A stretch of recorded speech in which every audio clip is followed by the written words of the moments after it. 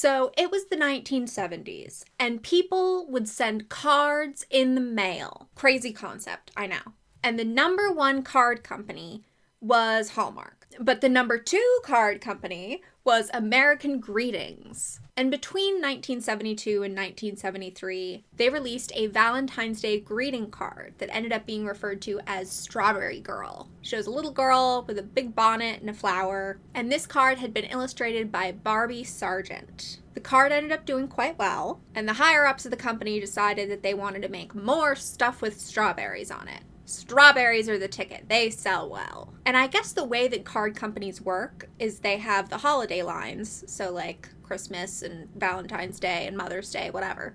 And then they have what's called promotional lines that fill the space in between the holidays so that the card company, in this case American Greetings, doesn't lose their market share, shelf space, whatever. They don't want to lose ground to Hallmark. So American Greetings wanted to create a promotional line of cards, so not holiday, just generic, using strawberries, daisies, and a rag doll style character. You had big lines that were like holiday lines. Uh-huh. And the company did not want to lose territory. Right. So in order to keep their territory, they would do things called promotional. In other words, little lines that they could put in between the season. Okay. And if they did well, then that would expand that particular line. To design these cards, they enlisted the help of Muriel Fahrion. Muriel worked at American Greetings in the juvenile and humorous department because she was good at drawing cutesy things, and she had been hired right out of art school. So she made a series of cards in 1997 that would become Strawberry Shortcake. And so then there was Strawberry Shortcake issue because I gave her short red hair and I gave her big feet and chubby cheeks. And my art director said, we're going to have to slim down the cheeks. She should have small feet and should have long combable hair. And I said, okay, well, maybe so, but you'll have to find another artist to do that. Oh. I'm okay with that. I don't know where I get the chutzpah, really, I don't. But it's always kind of been me. And so they stuck to with design.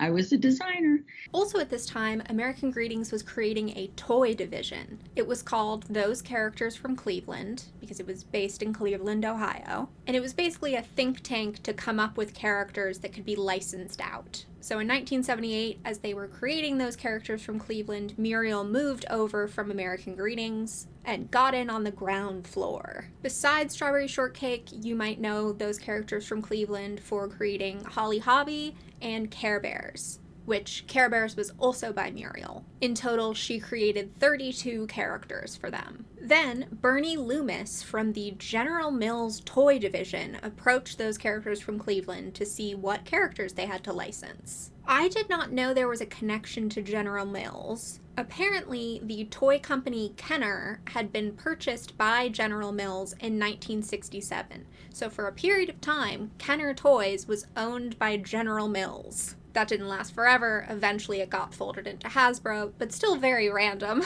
Bernie was very good at scouting which characters and properties would be the next big thing. He had licensed Star Wars before it became a phenomenon. So Bernie looked at all the American Greetings properties and he chose Strawberry Shortcake. He was like, we're gonna put her everywhere.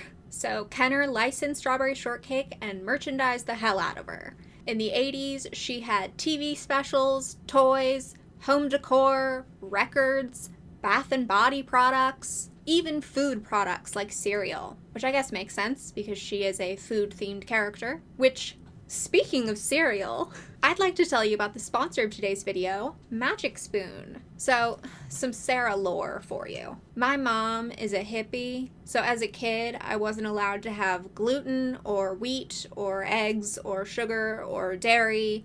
Basically any of the fun ingredients. I had to have sad, weird hippie foods because it was the early 2000s and food technology was not there yet. And if they had existed at the time, I would have committed crimes to get Magic Spoon. It is a grain-free cereal, so no gluten, no wheat, and no sugar. But they're still like fun cereals with flavors that are sweet.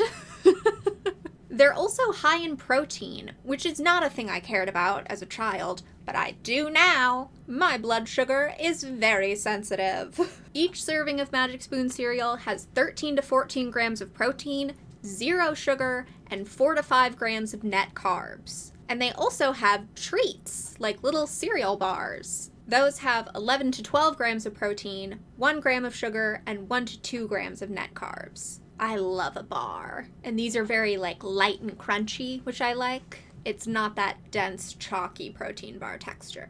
I've been having a lot of fun with Magic Spoon. I eat it with chocolate almond milk, which I recommend, because then you're adding a veneer of chocolate to any flavor you eat. So the peanut butter Magic Spoon with chocolate almond milk is now chocolate and peanut butter. I'm sure it's fine with regular milk too, but we don't have that in the house because of the aforementioned hippie thing. If you're interested in trying Magic Spoon, you can use my code SarahSerif, or click the link in the description and get $5 off. You can also find Magic Spoon on Amazon and your local grocery store. And Magic Spoon is backed with a 100% happiness guarantee online. So if you don't like it for any reason, they'll refund you, no questions asked. So click the link in the description or go to magicspoon.com/SarahSerif or scan the QR code on screen for $5 off. I'm starting to regret this hat, and we've only just started. So now let's talk about the 80s TV specials. I feel like they're a good introduction into what Strawberry Shortcake's all about. The first special was The World of Strawberry Shortcake from 1980. This special starts out with Mr. Sun, who is our narrator, and he explains that we are in Strawberry Land. We meet Strawberry Shortcake, who is a little girl who lives in a strawberry shortcake, and she has a pink cat named Custard. She has various friends who live in Strawberry Land with her, who we will meet later. They don't ever feel the need to explain why there's a bunch of unaccompanied minors living in food products in this weird valley. No parents in sight, no other signs of civilization, just an idyllic, food-themed valley. Except for the peculiar purple pie man of Porcupine Peak. He is the villain of Strawberry Land. He lives in a tower made of pie tins, and he's, I guess, the only adult. And every time he introduces himself, he says his full legal name and then does a little jig. The peculiar purple pie man of Porcupine Peak. Ya-ta-ta-ta-ta-ta-ta-ta-ta-ta-ta. We get an opening song, and I'm going to tell you right now, all of the different Strawberry Shortcake properties all have songs. I don't really care about them. I'm probably not going to mention them. Just assume that there are songs happening that I am not mentioning. Because also for copyright reasons, I can't play them for you, so I would just be saying, and then there was a song, which is not interesting. So, then Strawberry wakes up, and the peculiar purple pie man is spying on her with his magic pie tin. My mom thinks it's creepy that this grown man is obsessed with this little strawberry girl. I'm giving him the benefit of the doubt that he's evil, but not in a nefarious, creepy way, just in a bumbling, mustache-twirling way. The pie man then sends his flock of crows to steal some berries for his pies. And at this point, I didn't know the lore, so I was like, does strawberry count as a berry?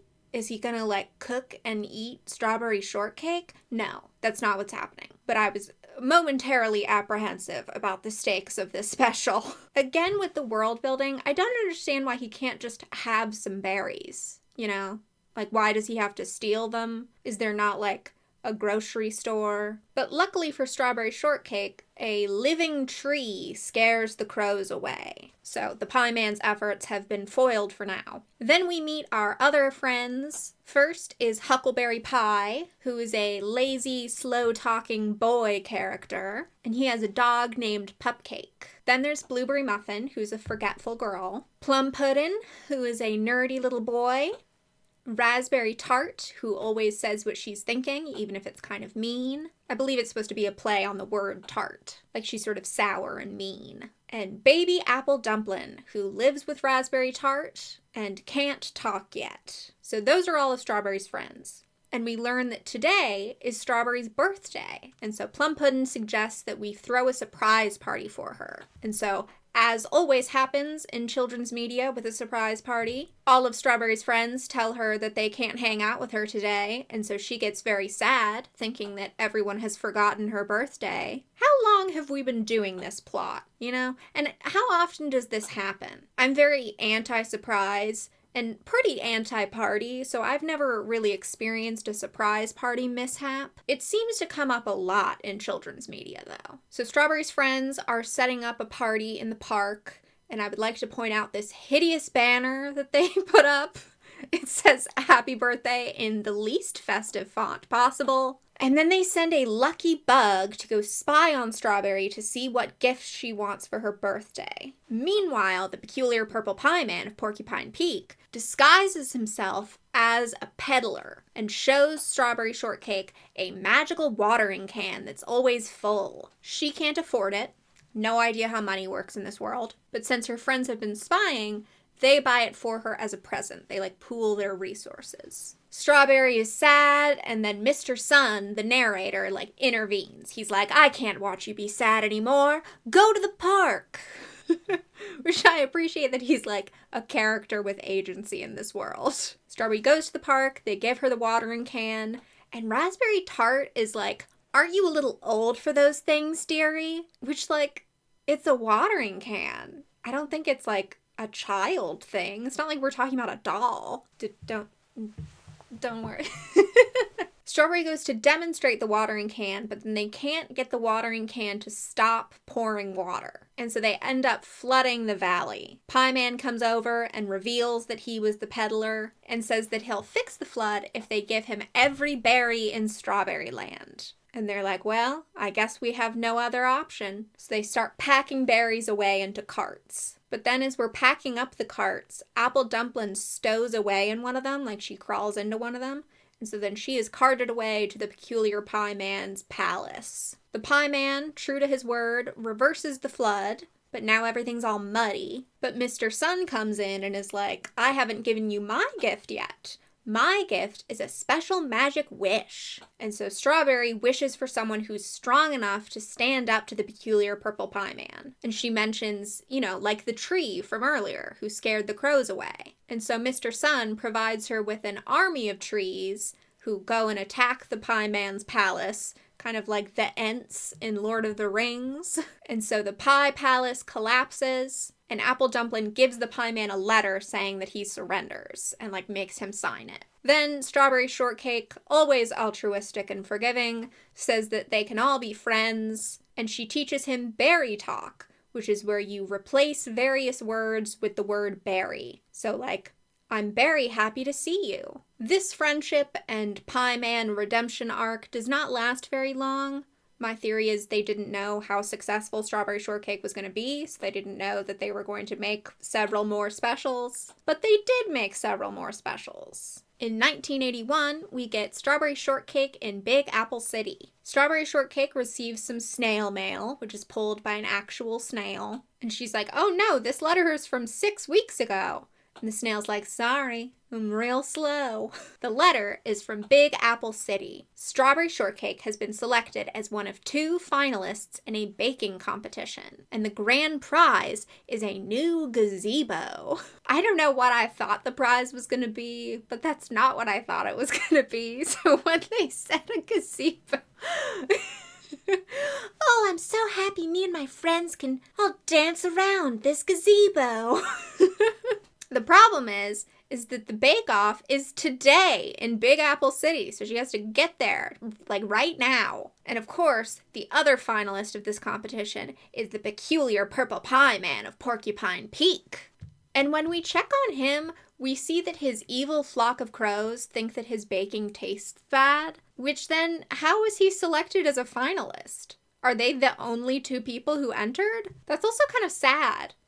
You're the pie man, and your pies are bad. It's a real bummer. Some real Alanis Morissette irony. Since he knows he can't win on the merits of his pies, his plan is to sabotage Strawberry Shortcake. Strawberry is going to take a plane to Big Apple City, and the plane is a butterfly, but the peculiar purple pie man traps the butterfly under a net. and then he rides off in a teapot car. Strawberry is then able to inspire the butterfly to fly through the net by having the butterfly think about strawberry ice cream, which I suppose the thought of strawberry ice cream would also motivate me. So Strawberry makes it to Big Apple City, and she goes to the hotel where she's supposed to stay. But the peculiar purple pie man has disguised himself as the hotel concierge. And he's like, oh, I don't see any reservations for a strawberry shortcake. And she's like, but where am I going to stay? And, like, leaves crying. She then goes to Sentimental Park, like Central Park, kind of. And she meets Orange Blossom. Orange Blossom is painting, but she's not actually painting the park in front of her. She's painting a beach that she went to recently. And she's, like, painting that, and then next week, I'm gonna paint this park. She lives with all of the artists in Spinach Village, and she invites Strawberry Shortcake to come stay with her. But then the peculiar purple pie man sabotages the traffic lights, so Strawberry and Orange Blossom can't cross the street to get to the subway. But then a Hispanic mole named Tamale crawls out of the ground. And he's like, this isn't where I'm meant to show up. And Orange and Strawberry are like, well, you can stay with us. And so the mole is like, thank you. I will now dig you a tunnel underground to get to Spinach Village. And that's how we're gonna get there. I believe originally the mole was supposed to be named Guacamole as like a pun, as opposed to just Tamale, which is not a pun. He is a bit of a random addition. But we make it to Spinach Village, and we meet all of Orange Blossom's friends. Lemon Meringue, who's a prissy model. Tea and Honey, who is a scientist and inventor from London. Apricot, who is another baby. And Apricot can talk, but can only say very long words. Then Strawberry and her new friends have to quickly head over to the Bake Off, which is going to be live on TV, and it's being held at the Little Theater off of Times Pear. And we meet the head of the TV network named Coco Nutwork. And he does everything. So he's like the host of the show and also running sound and also doing the cameras. And the peculiar purple pie man is still trying to sabotage Strawberry. So he breaks her oven, but then Tea and Honey fixes it because she's an inventor. He replaces all of her ingredients with useless stuff, but then all of her friends go to the grocery store for her. And finally, in a moment of desperation, he hypnotizes Coco Nutwork, who is, of course, also acting as the judge. And so then Coco Nutwork is like, yeah, the pie man wins. And Strawberry's like, but you didn't even try my food. And Coco Nutwork is like, all right, I'll try it. And then he's like, oh, yeah, his is terrible and yours is great, so you win. Then he offers Strawberry a TV show, but she turns it down. She just wants to go back to Strawberry Land and all of her friends. In 1982, we get Strawberry Shortcake Pets on Parade. Everyone in Strawberry Land is going to take part in a pet show / pet parade. Strawberry's cat Custard won last year, so she can't compete. Instead of competing, Strawberry is going to be the host / judge of the competition and is providing the grand prize, which is a bicycle. And of course, the peculiar purple pie man wants the grand prize. Then, his old partner in crime shows up. Her name is Sour Grapes. And the two of them are gonna try and drive Strawberry out of Strawberry Land. The peculiar purple pie man has his little dance that he does, and Sour Grapes does a weird little yodel opera thing. Then Strawberry meets Angel Cake. She's very polite, but she doesn't have a pet, so she's going to be sitting in the audience for this show. And she's very sad that she doesn't have a pet, but there aren't currently any unclaimed pets. Meanwhile, Strawberry's cat Custard meets a skunk who wants to be a pet, and the two of them talk to each other, which is new. Pets couldn't previously talk. As the show is going on, Strawberry gets a delivery from the purple pie man in disguise, but she doesn't open it because she's busy. During the pet parade, we meet some new characters who don't get any dialogue. Lime Chiffon, Cherry Cuddler, and Butter Cookie. Then, the peculiar purple pie man and Sour Grapes enter the competition with their pets. Pie Man has a crow and Sour Grapes has a snake, and they enter them as a pair. They use Strawberry's phonograph and have their pet lip sync to a record as their talent portion. Then the phonograph malfunctions and the lip syncing is revealed, but they say that Strawberry was helping them cheat, and she supplied them with the phonograph. Then they have Strawberry open the delivery from earlier, which is a framed picture of the Pie Man, and the gift tag says, "This is a bribe."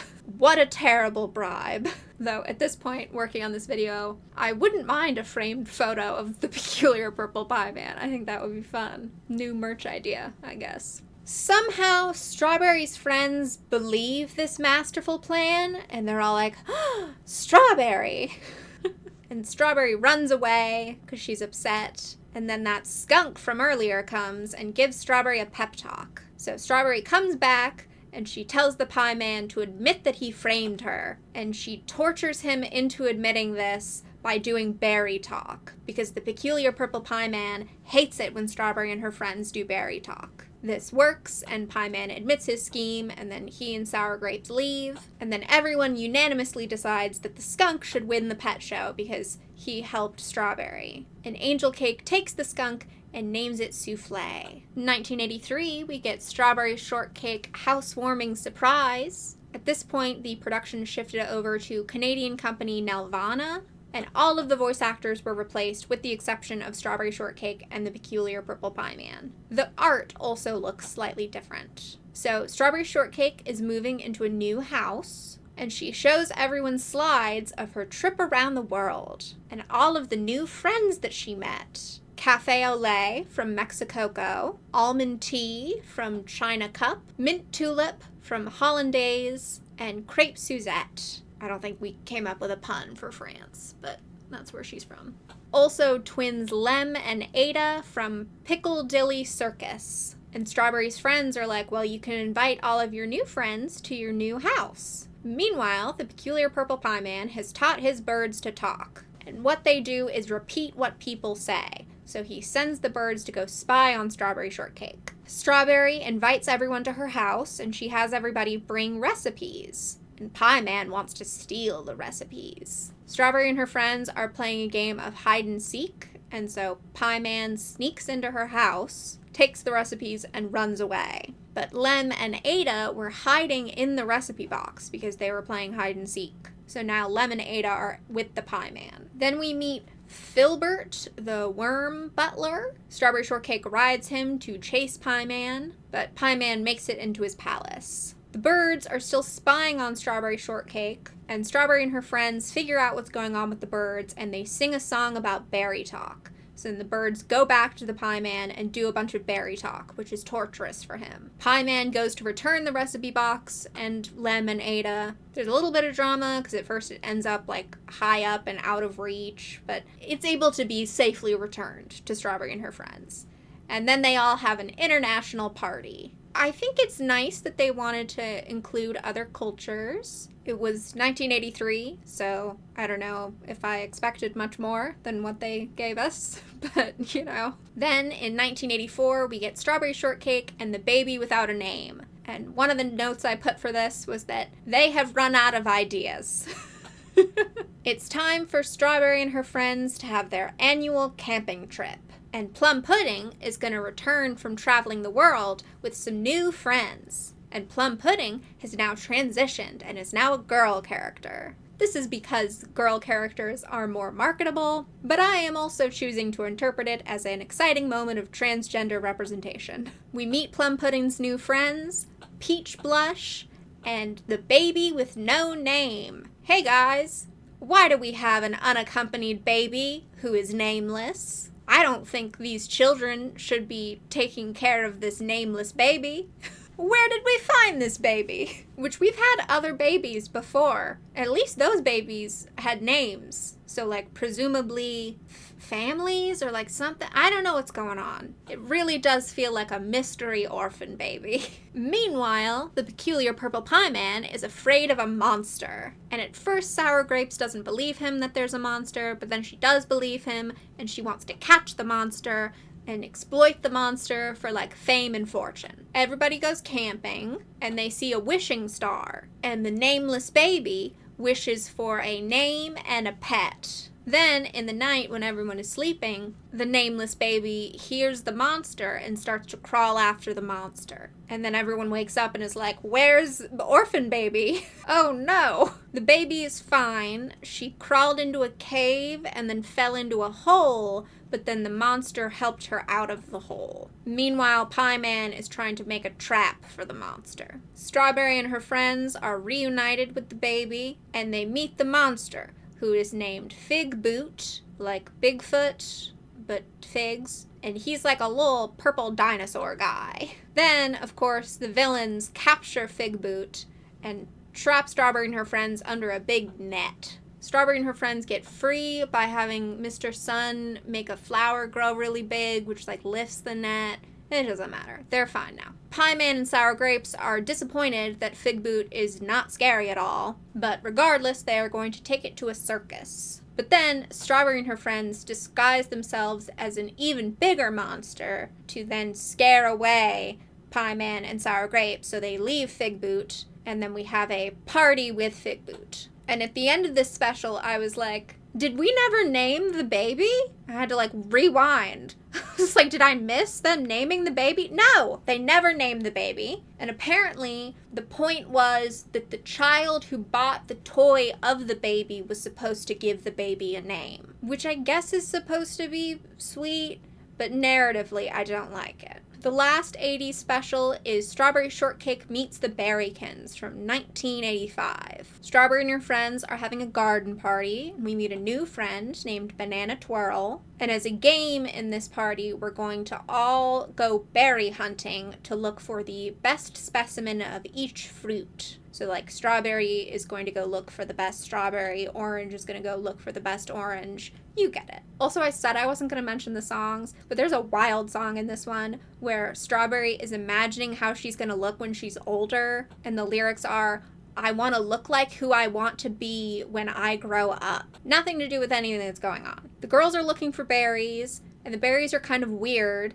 and then it turns out that they're actually berrykins, which are like living fruit creatures. These little baby fruits that are in charge of fruit smell. And then we meet the berry princess, who is an adult woman, and she's like, oh, these are my friends the berrykins. Meanwhile, Pie Man and Sour Grapes are trying to invent a best-selling perfume. Why is this so itchy? Oh my god, am I wearing it wrong? What about this? Is this gonna fix it? That looks bad. Does it look bad? Is it fine? Oh, I don't think it looks good. Maybe it's fine. I'm like trying to see myself in the viewfinder. Well, if it's more comfortable, we're leaving it like this. Pie Man and Sour Grapes are making perfume by just combining random foods. And the exhaust from their experiments is like billowing into the sky, which then causes some rain, which makes all of the foods smell incorrect. So like the rain from the stinky perfume falls onto the fruit, and so now the fruit all smells like pizza, and like the flowers smell like marshmallows, whatever. The berrykins, since they are in charge of fruit smells, can fix it, but the cloud of exhaust is getting really big, and they're not going to be able to like take care of everything. So we need to stop this cloud from getting any bigger. Berry Princess and Strawberry Shortcake go to the Pie Man's palace. The Pie Man thinks the princess is pretty, and she exploits that to convince him to stop making perfume. But then, one of the Pie Man's crows, who was sent out to get more ingredients for the perfume, captures the berrykins. And Sour Grapes and Pie Man are like, oh, we could make perfume out of these little smelly fruit babies. So then Strawberry Shortcake has to break into the Pie Palace to free the berrykins, and the villains then fall into the bad, stinky perfume that they made earlier. And they're like, I smell like fish lasagna! Ah! And Berry Princess is able to use her magic on the giant cloud to make the rain smell good. And then as one final act, she uses magic to make everyone's hair long, like in that song about looking older from earlier. And that's the end of the 80s specials. They got weirder, I feel like. I don't know how or why. I don't know what I thought they would be. But of course, the main point of these specials was to sell toys. In the 1980s, there was deregulation on children's advertising. The FTC Improvements Act of 1980 states, this is from an article on the FTC website, the Commission shall not have any authority to promulgate any rule in the children's advertising proceeding pending on the date of enactment of the Federal Trade Commission Improvements Act of 1980 or in any substantially similar proceeding on the basis of a determination by the Commission that such advertising constitutes an unfair act or practice in or affecting commerce. God, I hate legal talk. Basically, we're saying, like, advertisers should be able to do whatever they want because it's the free market and it's free speech, and we shouldn't regulate that, and they can do whatever. There have been different laws since then, but the 80s were a shift in children's television. We get a lot of shows like Care Bears and Transformers, which are basically just long commercials. They are shows that are kind of exclusively meant to advertise toys. And when you think of it through that lens, everything in these Strawberry Shortcake specials are meant to sell toys. That's why every special there's new characters. The prize for the baking competition is a gazebo, which you can buy. Strawberry moves into a new house, which you can buy. Plum pudding is now a girl, which sells better. Huckleberry pie stops showing up. It's very transparent what they're doing, but in a way it's almost charming, because I feel like today that's not a thing in the same way. Like using a TV show to advertise toys. I feel like now kids are just like watching stuff on the iPad and playing stuff on the iPad. There's something very nostalgic and novel about this 80s method of advertising. The 1980s toys were by Kenner, and all of the commercials had the same sing-songy rhyme scheme. With strawberry shortcake, you can play escape from purple pie man and from sour grapes. Strawberry shortcake in her floppy hat, Pupcake the dog and Custard the cat. Which I feel like this little commercial song is more catchy than any of the songs that were actually in the specials. I don't remember any of those songs. I remember this commercial jingle. The dolls that Kenner released all smell like the character's namesake. So the Strawberry Shortcake doll smells like strawberries, and the Angel Cake doll smells like cake. Huckleberry pie has a huckleberry smell. Blueberry muffin is a blueberry smell. Berry, the berries! The dolls are all 5 inches tall. They have big heads and even bigger foreheads. They have like bangs that are covering it, but if you move the bangs out of the way, their head is like mostly forehead. And the dolls would generally come with their pets. I don't really care about pets for dolls. Like, I have Monster High dolls. I don't care about the pets that they come with. I'm not really like a cute animal sidekick person. I'm just like, whatever. I appreciate that some of the animals have pun names. Not all of them do, which is a bummer. But like Cherry Cuddler has a goose named Gooseberry. Almond Tea has a panda named Marzapanda. And then some of them are lame. Like I think Blueberry just has a mouse named Cheesecake. The Brazilian company Estrela also got their own license to do their own version of the toys. And they made up some of their own characters and kind of went rogue with some of it. There's just so much Strawberry Shortcake merch, I cannot possibly mention all of it. Strawberry Shortcake products grossed $100 million in 1980, and that was up to $500 million in 1984. Also, in 1983, there was a lawsuit. I don't know if you remember, but I said that Barbie Sargent made that first card that kind of inspired them to create Strawberry Shortcake. Well, in 1983, Barbie Sargent sued American Greetings for copyright infringement. And she won that case. Like, they had to give her the rights to Strawberry Shortcake. But then she gave them the rights back? I don't really understand what was going on here. And as we established, I hate legal stuff, so I didn't really want to try and read about the case. I guess I could have asked my friend who's in law school. I guess I just didn't care that much. I don't know. It seemed to be like a real non-issue. It was like, we did a court case, and then never mind. Like, that's weird. But I feel like really what I need is like an interview with Barbie Sargent where she explains her thought process, and I couldn't find that. So I don't know if learning more about the court case would really help. I'm just out here justifying my lack of journalistic due diligence. I also want to mention the comics. In 1985, Marvel had an imprint called Star Comics. It started in 1984, and it was for very little kids, and it was largely comic adaptations of existing properties. So in 1985, there was a monthly Strawberry Shortcake comic that ran for 6 issues. Mainly relevant because it introduces the character Raisin Cane, who is Sour Grape's niece, and she pops up here and there throughout the franchise. Then there was a very brief reboot in 1991. It only lasted 1 year, and it was by the toy company THQ, which stands for Toy Headquarters. They didn't make any new media for it, so just pieces of merchandise. And they redesigned the characters to look girlier, so they all have longer hair. I guess she has become who she wanted to look like when she grew up. What were the words? I don't remember. Be who you want to look like when you're older. THQ made dolls, which would come with a doll, a standee, so like a little cutout that looked like the character in the 80s, and that standee would be wearing a second outfit for the doll, and a double-sided play stage. This line flopped very badly and ended very quickly. The American Greetings Vice President of Licensing, Michael Brown, said in a 2002 quote, "It was too soon to bring it back. The original audience didn't have enough distance from it.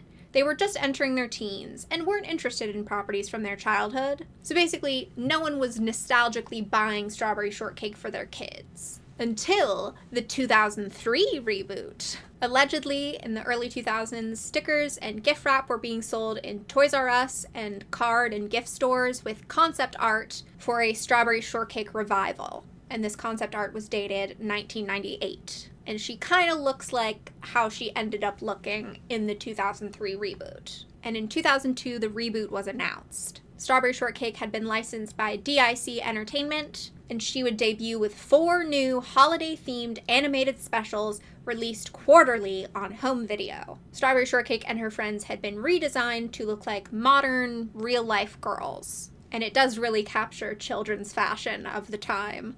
Strawberry Shortcake in her bootcut jeans and bucket hat.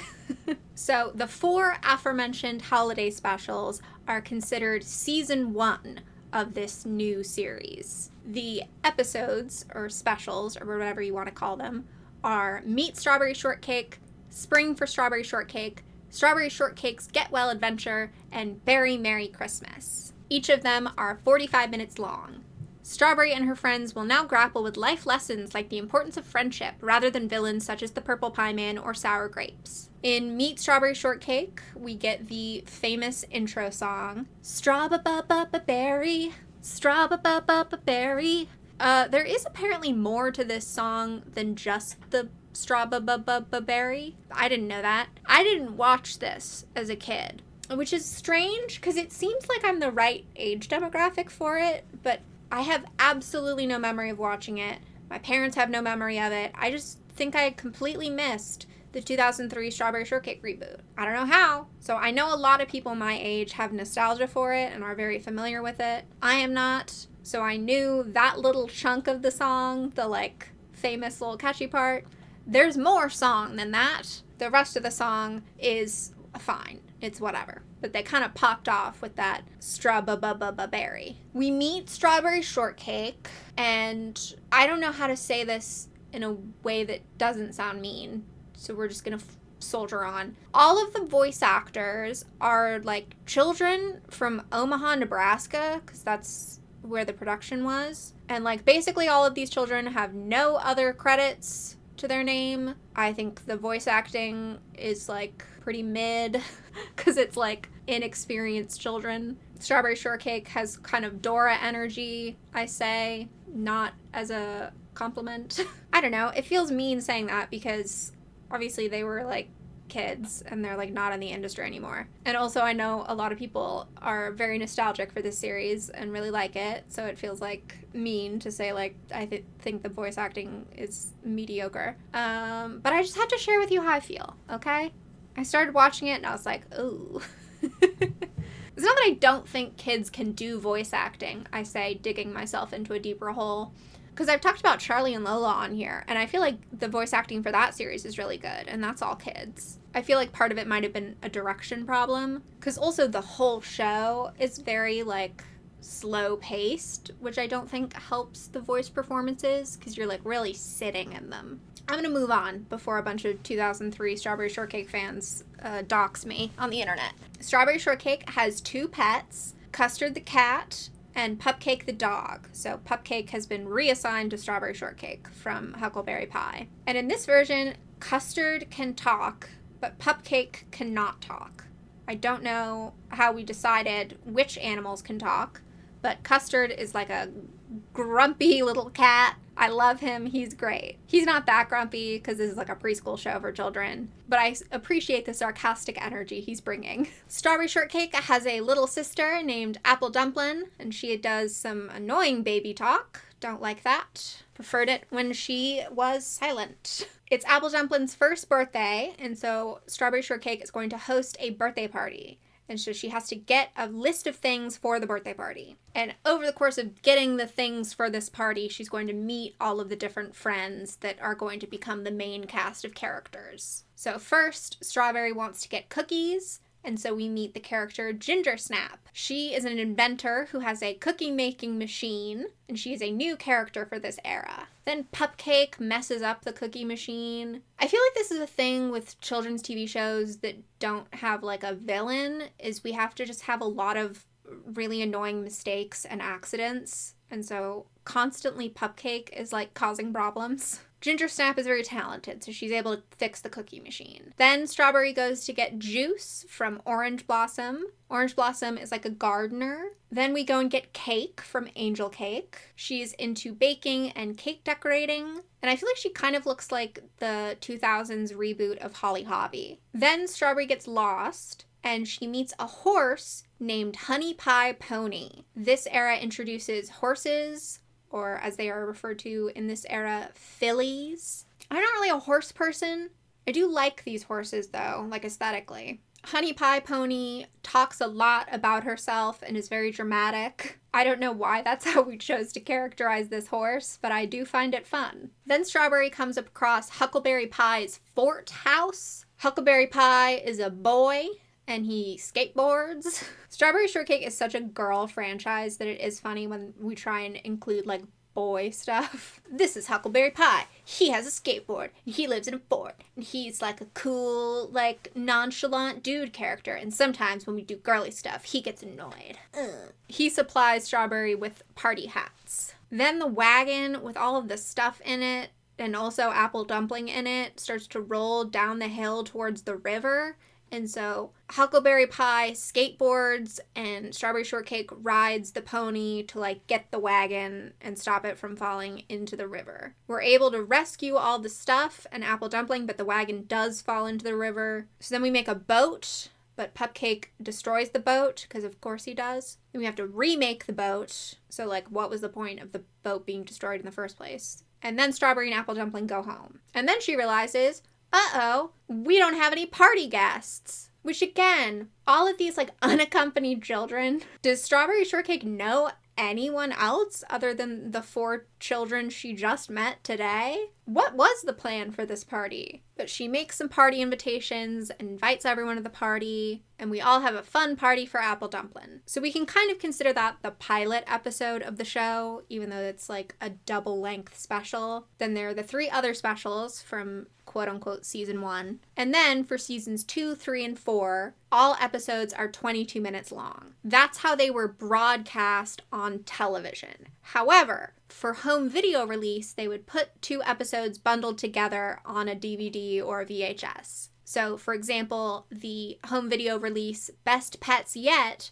has Here Comes Pupcake and Peppermint's Pet Peeve. So if you had Strawberry Shortcake DVDs, probably it was one of those initial 4 specials, or it was one of these later ones where it was 2 episodes sandwiched together. What I'm going to do right now is tell you about some of the episodes in which new characters are introduced. Because usually when I do episode recaps, I try and pick episodes that I am nostalgic for or remember in some way. But as I said, I didn't watch this. So my plan B is to always talk about episodes that seem notable in some way. So let's start with Season 2, Episode 2, Peppermint's Pet Peeve. This introduces the character of Peppermint Fizz. She is grumpy and jealous of everyone and their pets, so she suggests a pet show competition. Hey, didn't we do that already? Like 20 years ago? She says that there's going to be a talent portion of this pet show, and she shows her pet iguana singing, and he is lip syncing to a recording. She tries to sabotage everybody else's talent show portions, but then when her iguana is performing, Pupcake, of course, gets tangled around the cord of the microphone that's attached to the Walkman or whatever, which then reveals that the iguana was lip syncing. Shocker. And everyone's like, hey, cheating's not very nice.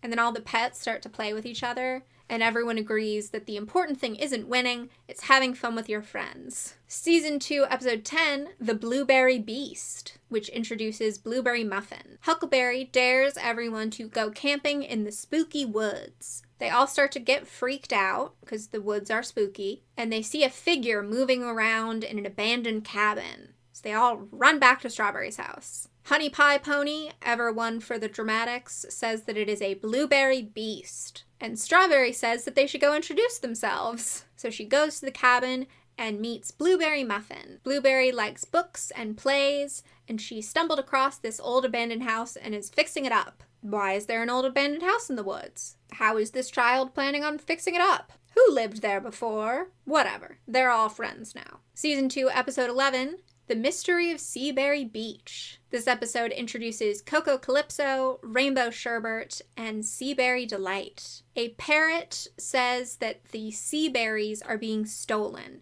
So Strawberry, Blueberry, and Rainbow Sherbet go and visit Coco Calypso on the beach. They try to keep watch at night to try and catch whoever's stealing the sea berries, but they all fall asleep. And someone comes out of the sea and takes the sea berries. They try and do it again the next night, and it happens again. Then they all go on a boat to try and fish for more sea berries. I'm not 100% sure on what sea berries are, but their anchor gets stuck, and then someone underwater cuts the anchor free so that they're able to get back. Strawberry and her friends end up setting a trap for this thief, and they meet Seaberry Delight. She lives in a cove in the lagoon, so she has to like swim under a thing to like get to her house. And she's been taking the sea berries back for her fish friends. And we decide that we're all gonna share the sea berries. Season 3, Episode 1, The Friendship Club. This episode introduces Crepe Suzette. Strawberry Shortcake goes on a hot air balloon to visit her pen pal, Crepe Suzette, and she crashes into the Pieful Tower. Then she meets Crepes and her dog Eclair. The two of them go to Crepes' clothing store. Then Pupcake goes and runs after a butterfly, and Eclair also then chases after the butterfly. So now our dogs are lost. Crepes is mad. She thinks that it's somehow Strawberry's fault. I mean, it kind of is, because she brought her dog Pupcake, who is known for causing trouble, and he's not on a leash. So Crepes goes off on her own. Then, like a cop catches Eclair in a dog catcher's net, but the other pets are able to free her. Then the girls and their pets are all reunited on a bus, but then accidentally the girls start driving the bus and they can't like control it, but they're able to make it back to the clothing shop. They don't crash the bus, and Crepes is able to fix Strawberry Shortcake's hot air balloon. Season 3, Episode 2, A Festival of Friends. This introduces Tea Blossom, Frosty Puff, and Tangerine Torta. Strawberry Shortcake invites people to her friendship festival, and we meet some of these international friends. But it turns out that Tea Blossom and Strawberry Shortcake don't like the same things,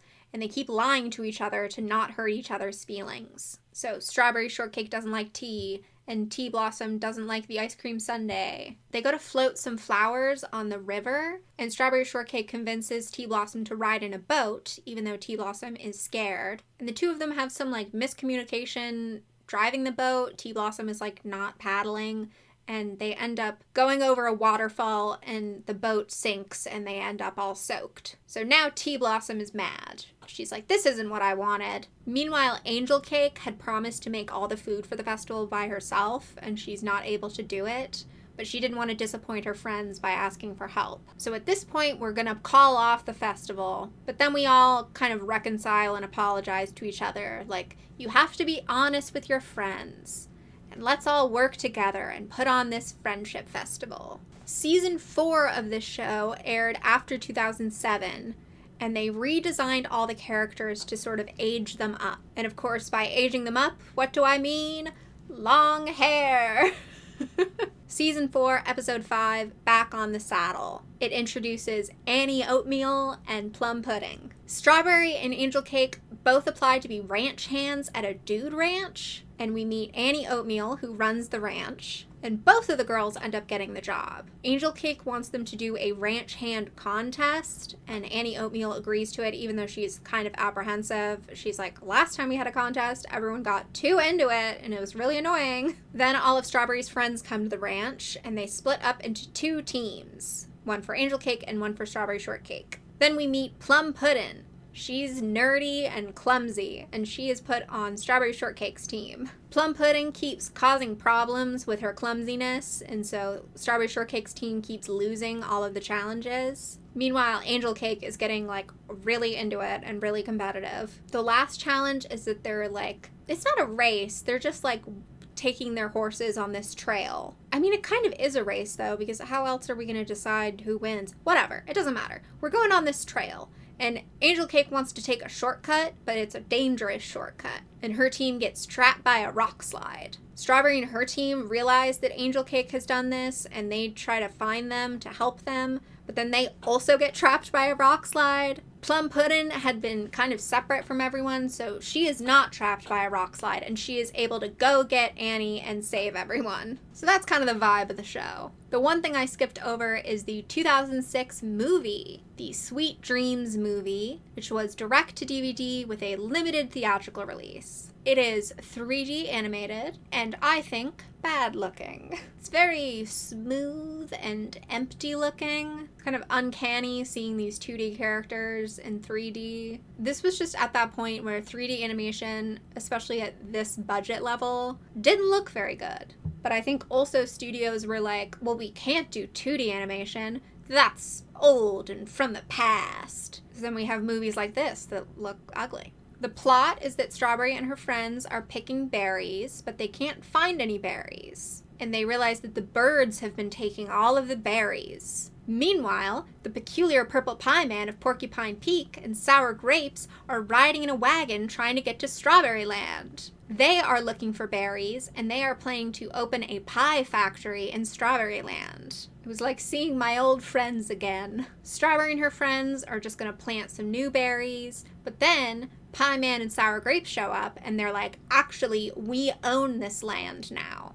They're lying, but Strawberry and her friends don't know that. Then Strawberry and her friends start arguing over who deserves the berries. Raspberry Tort and Lemon Meringue are in this movie. This was the introduction of their characters, and they're new to Strawberry Land. So Angel Cake is like, I don't think you deserve the berries as much as we do. Everybody gets mad at each other and everybody goes home. So then Strawberry decides that she's going to host a slumber party to get everybody to reconcile. Then we get a thing about Strawberry following her dreams. She's hearing a voice telling her to follow her dreams. Meanwhile, the peculiar purple pie man is telling Sour Grapes that he wants to go to the land of dreams to try and steal everyone's dreams. Everybody at the slumber party has reconciled, and they're all friends again, and they're all trying to sleep when a sleep bug from the land of dreams comes to warn Strawberry that Pie Man has gone to the land of dreams and is causing problems. So Strawberry tells all of her friends, and Ginger Snap builds a boat so they can sail to the land of dreams. And they meet Sandman. He used to be in charge of the land of dreams before the peculiar purple pie man showed up and took over. Strawberry and her friends convince Sandman that they should try and fix it, so they all go to the dream factory together. And Pie Man isn't letting any of the dreams be sent out, so he's just keeping all the dreams in the factory.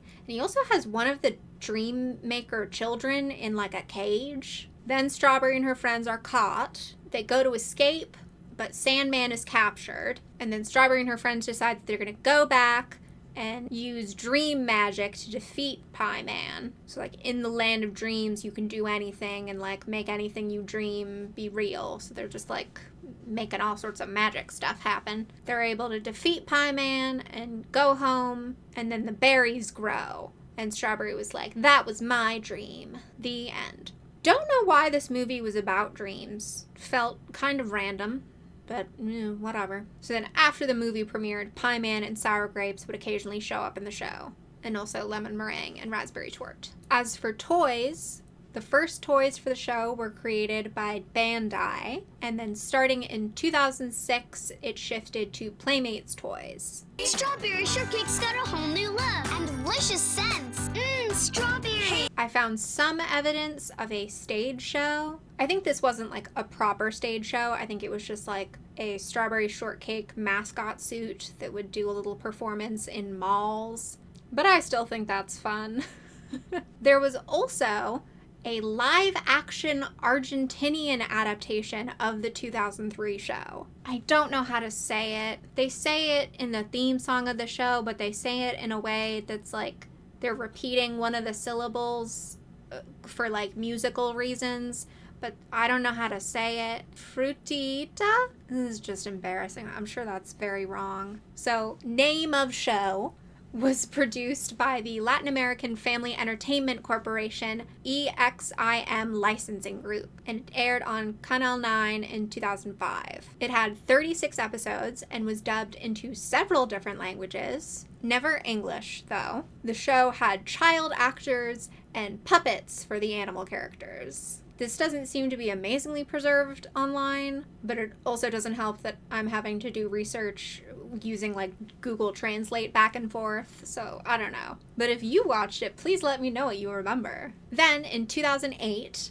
Hasbro acquired the license for Strawberry Shortcake, and they produced a show called Berry Bitty Adventures. It aired on the Hub channel in the US.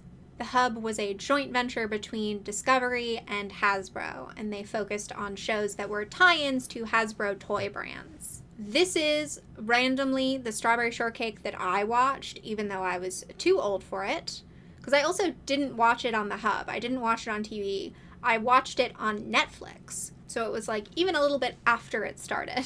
I was definitely in middle school. Something I didn't really notice at the time is how similar it is to My Little Pony Friendship is Magic. They were both Hasbro productions and both aired on the Hub starting in 2010. They shared a lot of the same voice cast, and they had the same formula of like 6 main character girls who are each color-coded. I would definitely say that My Little Pony Friendship is Magic is a stronger show than Berry Bitty Adventures. For one thing, they have much stronger characterization. I feel like in a lot of Strawberry Shortcake media, Strawberry and her friends are all just generically nice. They maybe each have a different hobby that will occasionally come up, but they're not super different personality-wise. But Berry Bitty Adventures is unique in that, in addition to the characters acting pretty similar, they also all look extremely similar. Like in the 2003 show, all of the characters had different outfits. In this one, they're all wearing the same thing and have the same hair. Skirts, sort of an empire waist silhouette, stripy tights / socks, big ballet flat looking shoes, a little shrug cardigan, a little hair accessory. They all have like the same straight hairstyle. I don't know if maybe this was a budget problem because they switched to 3D animation for the 2009 series, so maybe it was too expensive to model super different looking characters. But it's not great that they're so similar acting and looking. Also, the 3D animation looks fine, not great, better than the 2006 movie, but like, it's interesting that they decided to do Friendship is Magic in a 2D style. I think that has helped the animation stay a lot more timeless and look a lot less ugly. Berry Bitty Adventures weirdly starts out with an unaired pilot. This was released in 2008, included with a doll of Strawberry Shortcake, but it never actually aired normally. It is 11 minutes long, and in it we meet Strawberry Shortcake. And today is the grand opening of her cafe. In Berry Bitty Adventures, each girl runs a business. The characters are definitely supposed to be older than in the 2003 series. They're all like teenagers, maybe? The voice actors are all professional adult women, which, you know, I do kind of prefer. I would say that Strawberry in this version sounds a bit like Barbie. The world of Berry Bitty Adventures is, as the name implies, Berry Bitty. The town the girls live in is under a strawberry field. So there's lots of big flowers and human-sized bugs, or I guess bug-sized humans, as the case may be. It's a very fantasy approach to Strawberry Shortcake, which I definitely like. You know I love when things are small. I love fairies, but I also just love when people are miniature. I'd also say it's the girliest of the Strawberry Shortcake eras, which I love very girly things, so I like that. This series has berrykins, again, little berry creatures that can talk. In this, they're not like smell controlling fruit creatures. They all just look like different colored strawberries, and they like run the town. Strawberry needs things for her grand opening party, so she sends some berrykins and her cat Custard to go ask her friends for the various things she needs. This is basically just the 2003 pilot again. The berrykins aren't really listening to her, so they give everyone the wrong instructions and she keeps getting the wrong stuff. Over the course of the episode, we meet Strawberry's 5 friends. Allegedly, Hasbro wanted to take this era in a fruit-forward direction, so all of the characters are based on fruits and not desserts because they wanted to promote healthy eating. There's Lemon Meringue, who is voiced by Andrea Libman, who voiced Pinkie Pie and Fluttershy. She sounds quite a bit like Pinkie Pie in this. Lemon Meringue owns a hair salon, and she is girly and a little bit ditzy. There's Blueberry Muffin, who owns a bookstore, and she's very bookish and smart. Plum Pudding, who is voiced by Ashley Ball, who is the voice actor for Rainbow Dash, and she sounds like Rainbow Dash. She has a dance studio, and she's very tomboyish and sporty. Raspberry Torte, who runs a fashion boutique. She's girly and a little bit shyer than the others. And Orange Blossom. She has a white lady voice actress, which is not the white lady's fault. There's been a lot of advances in voice acting casting, even in just like the past 10 years.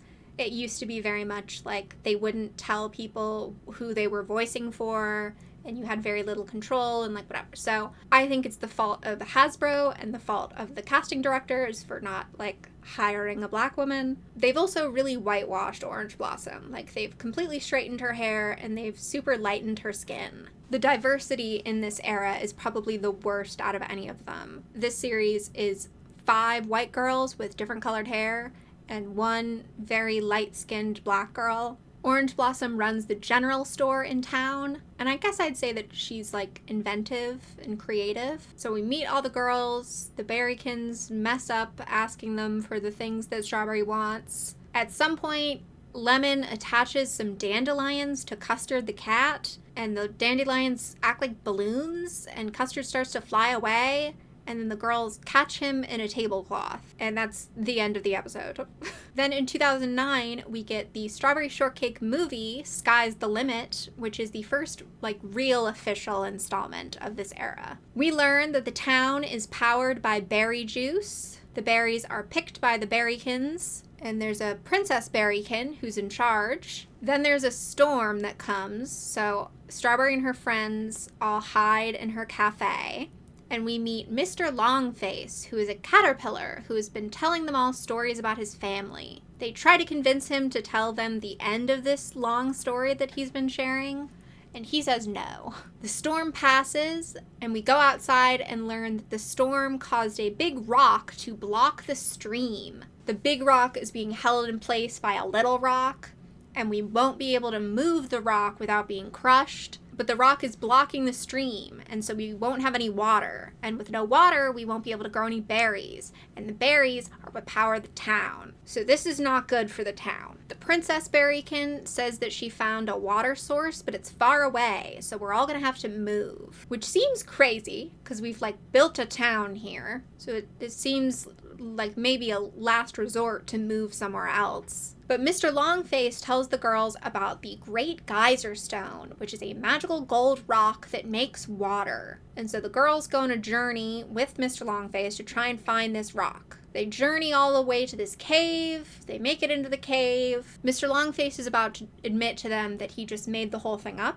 because he just wanted to cheer them up. But then they do actually find a little gold stone. And Mr. Longface is like, well, we're going to have to wait until morning because it's powered by sunlight. So let's all go to sleep. And then while everyone's asleep, Mr. Longface tries to throw the rock into like a ravine to get rid of it. But then both he and the stone fall onto a ledge. The girls are able to rescue him, but they do drop the stone. Then the girls see that the book that he's been reading his family stories out of is actually just a cookbook. Like, it doesn't have any family stories in it. And so Mr. Longface admits that the story about the rock was made up and his family stories have been made up. He just wanted to distract them and make them happy. They all go home, but now the girls have an idea. They are going to lasso the little rock to release the big rock and then use a big net to make it so the big rock moves and doesn't crush the town and instead just like goes off to the side. And Strawberry is at first like, that seems kind of like a risky idea, but the girls convince her, so they try the plan. At one point, the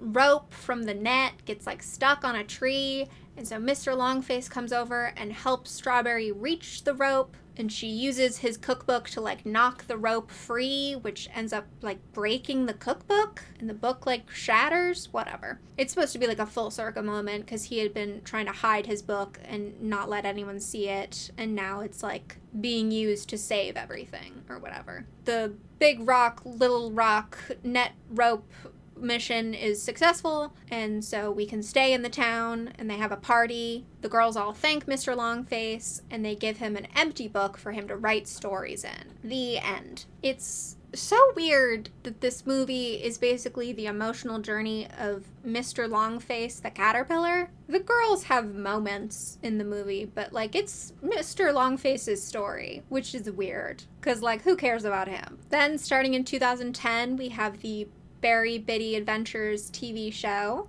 It had 4 seasons and 65 episodes. Season 2, episode 3 is Starlight Starbright, and it is the introduction of the character Cherry Jam. Strawberry Shortcake is having the grand opening of her marketplace. Raspberry jokingly says that they should invite Cherry Jam to perform at the grand opening. Cherry Jam is a pop star, and then we get a full music video of Cherry Jam singing Anything Is Possible. I remember loving her and thinking she was so pretty.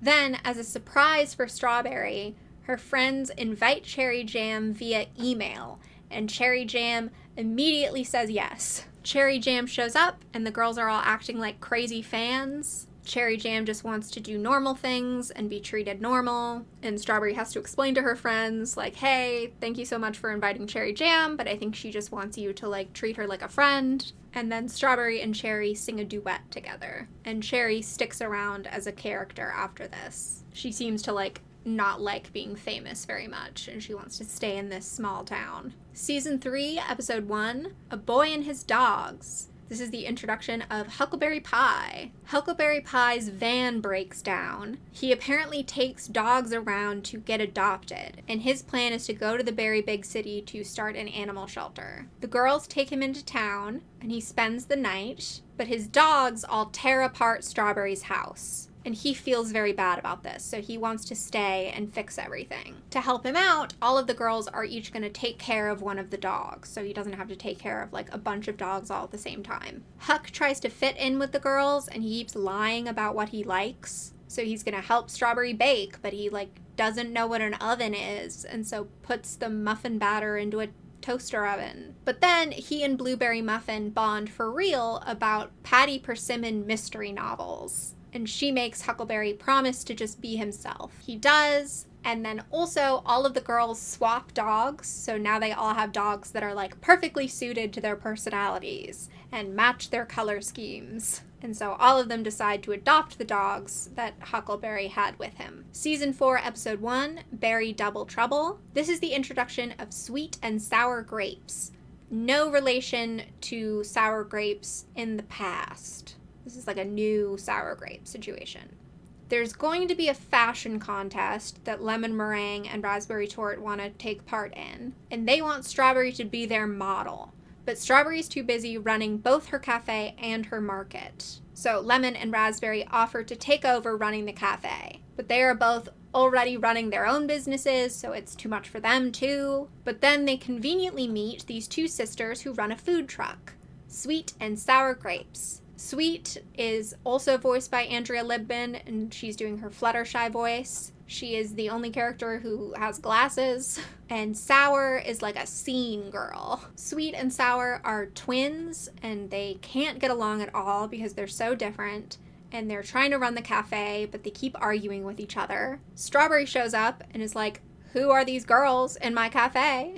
And Lemon and Raspberry explain the situation, and Strawberry is able to convince the girls to work together. Season 4, Episode 2, Berry Bitty Adventurer. This is the introduction of Apple Dumplin'. Lemon and Raspberry have to record a video of Strawberry as part of the fashion design thing from earlier. I don't feel like explaining it. But the town keeps having power outages. We'll never get our The video Berrykins done. are like trying What to are they fix it. doing down? Then Strawberry's cousin, Apple Dumplin', flies in on like a weird hot air balloon thing. She is a travel blogger, and she has all sorts of crazy stories. She's always trying to do exciting, fun things, and so she ends up kind of annoying Strawberry by like installing a weird light show in her house. And then she uses a snow machine to show off her snowboarding and causes another power outage. But it turns out that Apple Dumplin' is really good at engineering, so she's able to fix the power outage and fix her hot air balloon, and she leaves because she feels bad that she's like ruined everything.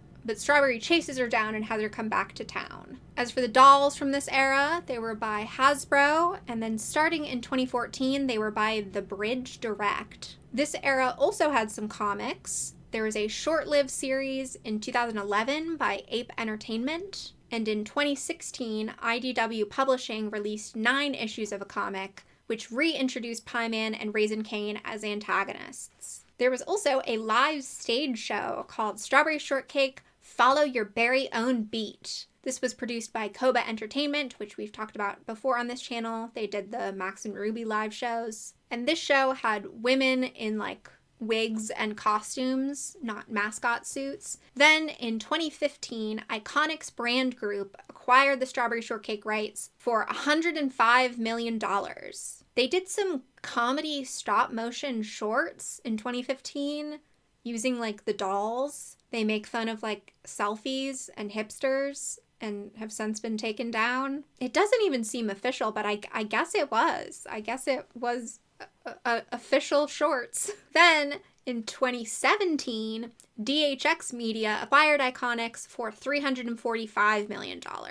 They did a short-lived 2D animated web series in 2018 using the character designs of the Berry Bitty Adventures era, but completely different voice actors and a very limited cast. There was Strawberry, Orange, Sweet and Sour Grapes, Raisin Cane, and the Pie Man. Then in 2018, DHX Media, or as it is now known, Wild Brain, said that they had a new Strawberry Shortcake series in the works. All we have from this is a piece of concept art, which shows that it would have been 3D animated, but this version of the series was scrapped and the art was taken down. This reboot was reworked into the 2021 series Berry in the Big City. This series has had 3 seasons and 120 episodes, but for context, each of the episodes is between like 4 and 8 minutes long. The concept is that Strawberry Shortcake has moved from the small town of Berryville to Big Apple City to follow her dream of being a famous baker. She moves in with her Aunt Praline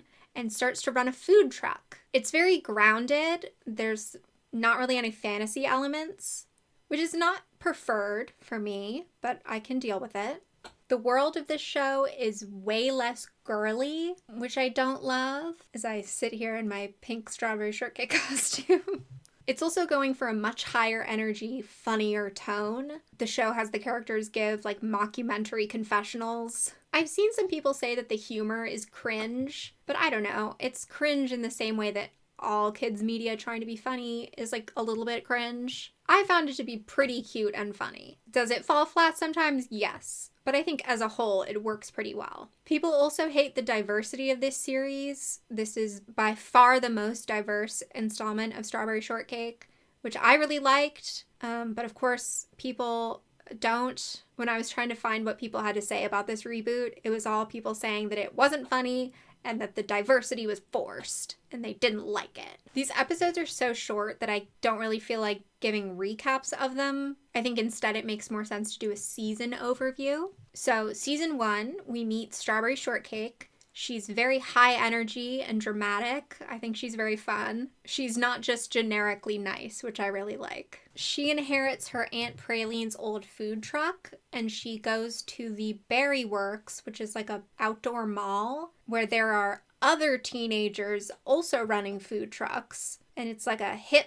trendy place. So she ends up running like a bakery food truck. There's Orange Blossom, who is athletic, and she runs a smoothie stand. There's Lemon Meringue, who is actually voiced by Andrea Libman again. She is a mechanic and an inventor. She's very tomboyish. She doesn't love showing emotions, but she's always there to help her friends, even though her inventions blow up most of the time. Then there's Lime Chiffon, who is nerdy and a fashionista. Her and Lemon run a juice cart together. Lime Chiffon also has gay dads. One of her dads is like a historian and the other one is a fashion designer. I love Lime Chiffon's gay dads. Then there's Blueberry Muffin. She's very like daydreamy and spacey and spiritual. She runs an ice cream stand. There's Huckleberry Pie, who is a musician, and he's strumming his guitar. As for the adults, we have Aunt Praline. I really liked her. She's like the assistant to the mayor. She's a very competent, high-powered, but still fun lady. There's also the famous baker, Kiki Key Lime. She hosts the TV show Bite of the City, which is sometimes a talk show and sometimes a food competition show. Strawberry very much looks up to her as like a famous baker. Then we have the antagonists,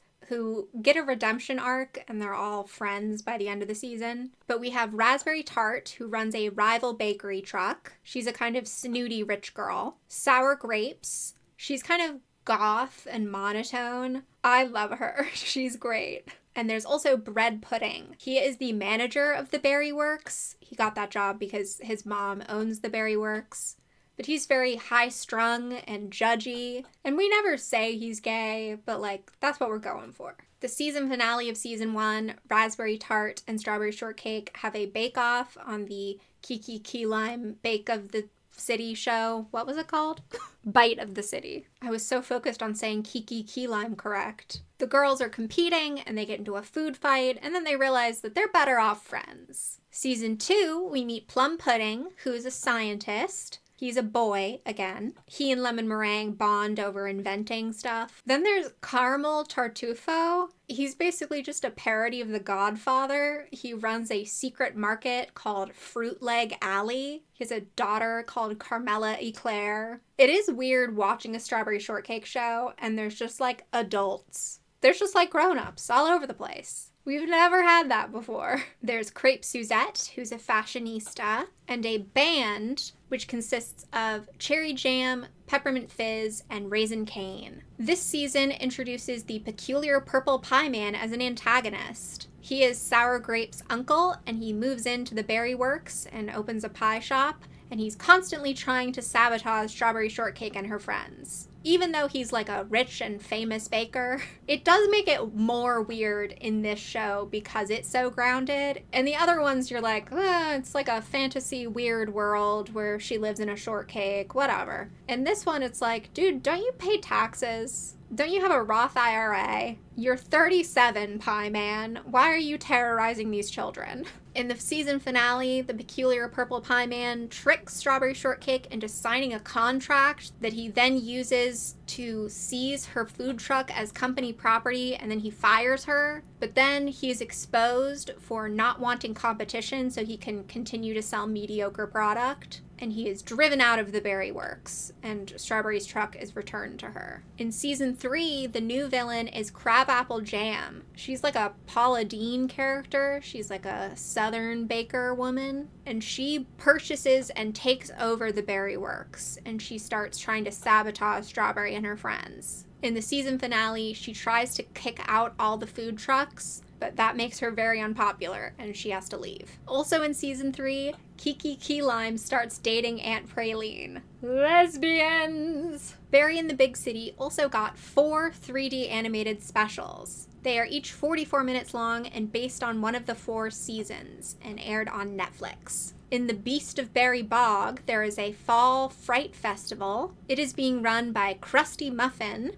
and his niece, Candy Corn, is playing the corn mascot. She made the corn cob suit herself. We also meet an influencer named Pumpkin Spice. Then a beast turns up at the festival. Strawberry and her friends try to figure out what's going on, and it turns out that the beast is an animatronic suit made by Candy Corn. She doesn't want to be sweet and play the cute little corn mascot. She likes horror and scary things, and so she was trying to get the fair shut down. But now she gets to show off her beast costume at the fair. Strawberry Shortcake's perfect holiday. It's time for the holiday winter swirl. Everyone is stressed out trying to make things perfect. Like Lime Chiffon is trying to find the perfect present for bread pudding. But then, the Pie Man steals all of the cookies and cinnamon to corner the market on cookies. Strawberry and her friends figure out what's going on, and they're able to defeat him. And we also discover that this helpful cookie vendor is actually Cinnamon Swirl,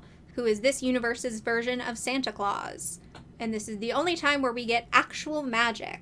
She gives everyone a makeover and fixes their Christmas tree. Strawberry Shortcake's Spring Spectacular. It's time for the Flower Festival, and there's going to be a float decorating contest. Pumpkin Spice makes Strawberry insecure that she isn't popular on social media, and so she's never going to become a famous baker. So Strawberry Shortcake wants to make sure that they win the float contest. Plum Pudding has invented some sort of growth serum, and Strawberry wants to use it on all the plants on their float. Meanwhile, Pumpkin Spice has teamed up with Pie Man to make a float, and they steal the growth serum. Pie Man mixes the growth serum with pie filling, which makes vine monsters. But Strawberry and her friends are able to defeat the vine monsters. Strawberry Shortcake's Summer Vacation. Strawberry and her friends are going to go on a vacation at Strawberry's house. We meet her mom, Strawberry Cobbler, her friend, Apple Dumpling, who has a bit of a rivalry with Strawberry's city friends, and Strawberry's brother, Pineapple Cobbler, who resents her for leaving for the city. Then Strawberry learns that the town river has gone dry. Boysenberry Moose has dammed up the river and is trying to get the family to sell him the farm. Strawberry and her friends are going to try and find this legendary treasure to save the farm, which takes them on this underground quest. Boysenberry follows them and messes everything up, so they're not able to get the treasure. But then, that causes the dam to collapse. So now we don't need the treasure anyway. And Boysenberry is driven out of town. I really liked this era of Strawberry Shortcake, and I was disappointed to discover that they've done no toys for it. They did a couple little plush doll toys that don't look amazing, and they only did 3 characters. So that was disappointing. And it kind of seems like it might be canceled. I don't know. But as of right now, in 2024, a special called Care Berry Switch was announced, which is a crossover between Strawberry Shortcake and Care Bears. This uses the 80s style for both of them. No additional news on it yet, but I think it's cute that it's 2 things that were originally created by Muriel. Speaking of Muriel, she does not make royalties from Strawberry Shortcake or Care Bears, because she did her design work as work for hire. In 2018, her husband passed away after a long and costly medical battle with non-Hodgkin's lymphoma, and so Muriel started doing design work again. She opened a studio called Out of Thin Air. She sells prints, original artwork, and earrings. She is very active online. She posts a lot of dances on Instagram, and she also does quite a few meet and greets. She had a stroke back in 2020, so she doesn't travel that far. She's based in Tulsa, Oklahoma, so it's stuff kind of around there. But if you can, go see her and buy some of her art. She seems very cool. So that's all I have for you today. If you liked this video, you can subscribe. I'm Sarah Seraph on Instagram, Twitter, TikTok, and Tumblr. I've been posting a lot of short form content that's more casual, so check that out. I also got a P.O. box, so if you want to, you can send me things in the mail. You know, like it's the 70s. And I don't know how to end a YouTube video. So, bye! Oh my god. Thank you.